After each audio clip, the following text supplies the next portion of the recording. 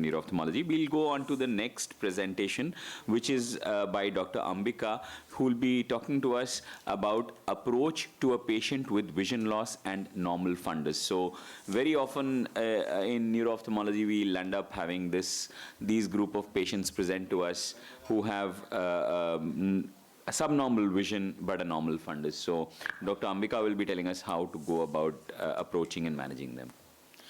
Thank you, team, for having me on board. And I'm going to talk on approach to a patient with normal fundus and yet a vision loss which is unexplained. Can you advance the slide? It's not.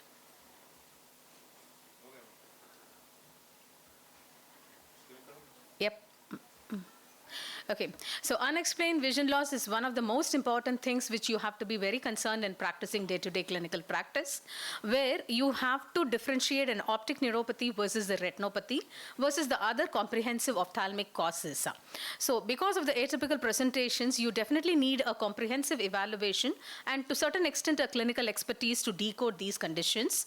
And we do have help from electrophysiological studies, neuroimaging do play a vital role in pinning down them. But you have to be careful because they have a lot of medico-legal pitfalls because the functional visual loss lingers in this group of disorders only.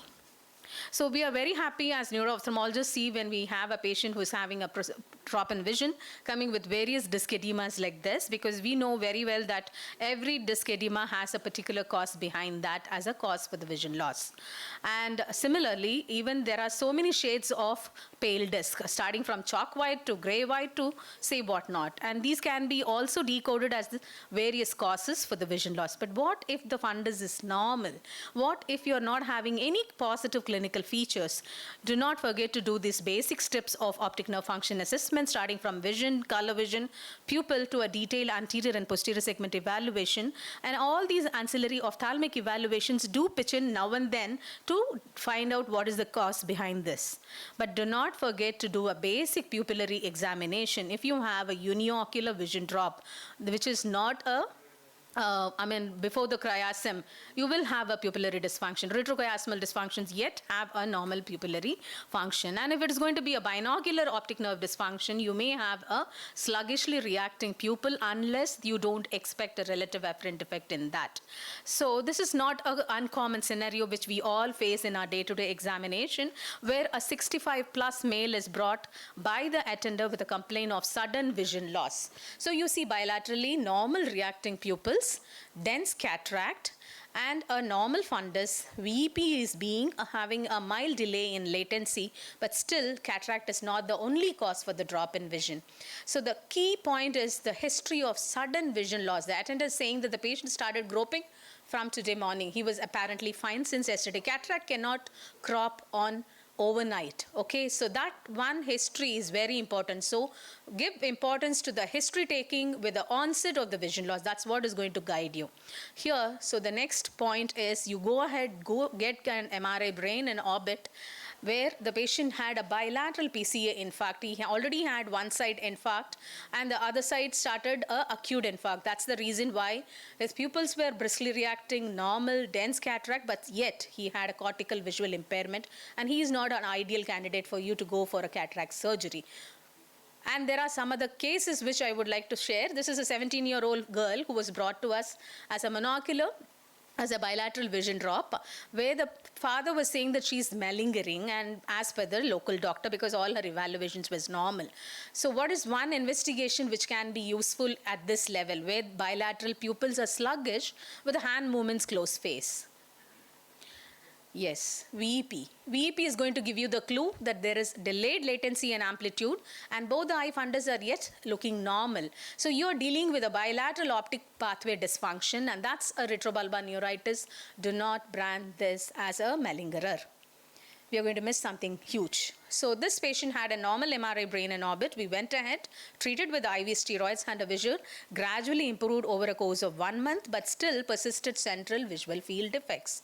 So in down the line, 4 years later, she came with a slightly better vision, but still she came up with something history which is really startling to us, where she had sensation losses, unable to hold objects with a poor bladder control, and persisting visual field defects even at that time. And that's the MRI when you see.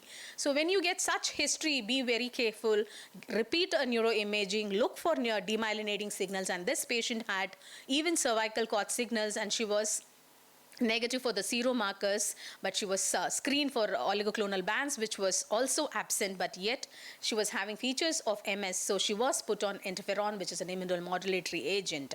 So that began as an unexplained vision loss in an ophthalmic clinic. So this is another female with a monocular vision loss similarly. Here, she's complaining of a monocular vision loss, yet there is no relative afferent pupillary defect. So the color vision, VEP and fundus were also normal when she came to us, again brought as a malingerer.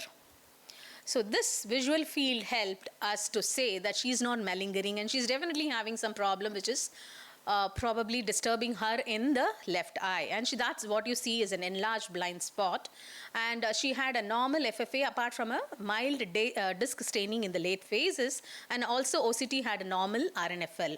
So probably she could have been a candidate who had this white dots which resolved. And when the time she presented, only the idiopathic blind spot was still enlarged. Here, there is no role of steroids.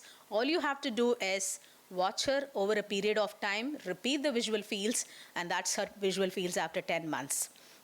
This is a 74-year-old man who was brought by a pediatrician, her father, who had uneventful cataract surgery, 6/6 vision, but he was very unhappy even after the cataract surgery.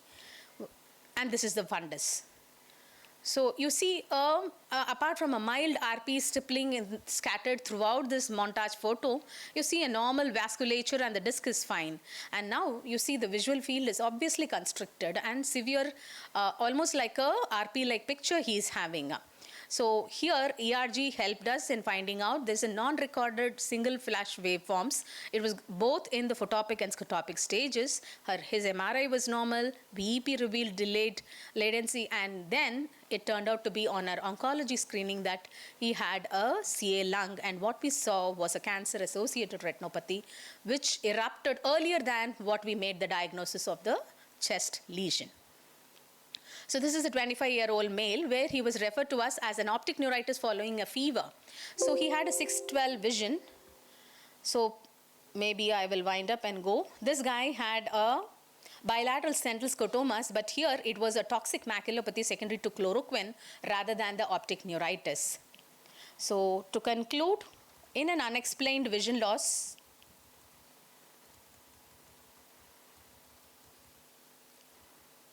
the most important thing is history taking. And optic neuropathy can be picked by the tempo of the vision loss. If it is an acute painful loss, it is mostly an optic neuritis. If it is painless, it could be an ischemic cause.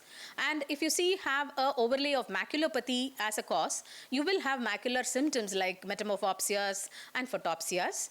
Amsler testing can be useful when you have a central visual field defects.